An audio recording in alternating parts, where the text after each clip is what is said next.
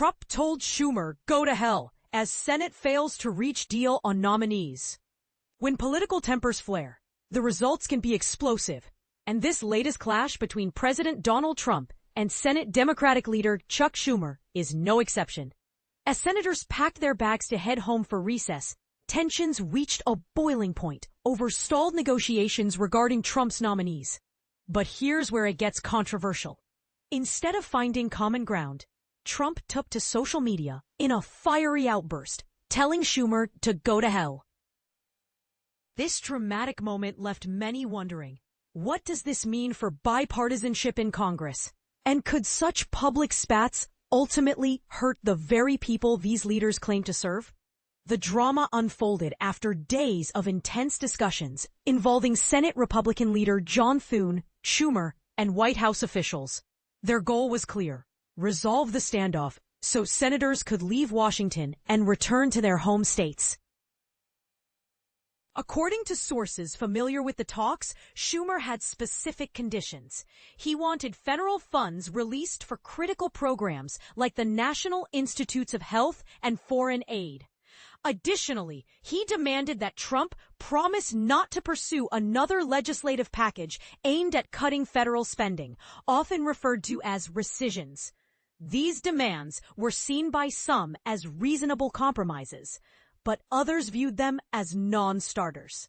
Trump wasted no time in rejecting Schumer's terms, labeling them egregious and unprecedented in a scathing post on his preferred social media platform.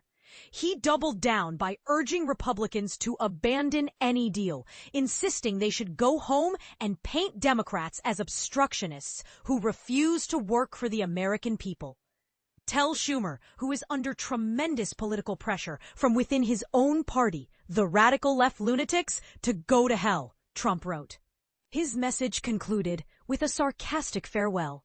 Have a great recess!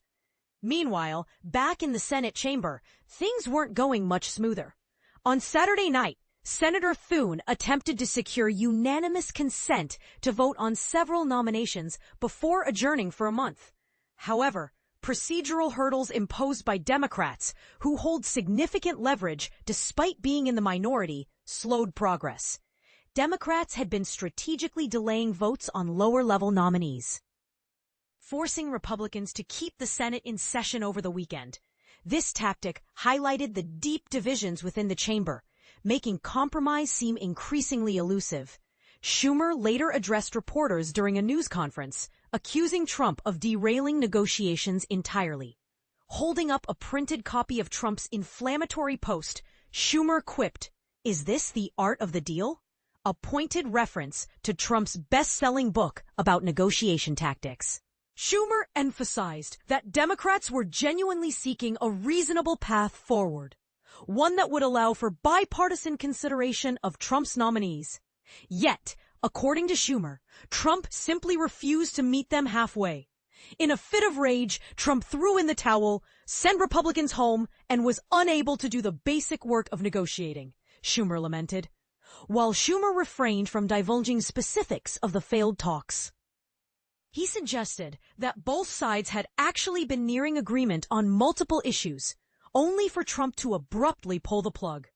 Donald Trump just pulled the rug out from under people, Schumer remarked, leaving observers to speculate whether personal animosity or political strategy drove the decision. So what happens next? With the Senate now in recess and no resolution in sight, critics are questioning whether Trump's combative approach serves the nation's best interests.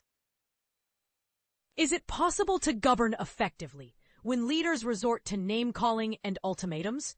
Or does this kind of behavior reflect a deeper dysfunction in our political system? We'd love to hear your thoughts. Do you think Trump was justified in refusing Schumer's demands? Share your opinions in the comments below. As always, we'll continue to update this story as new developments emerge.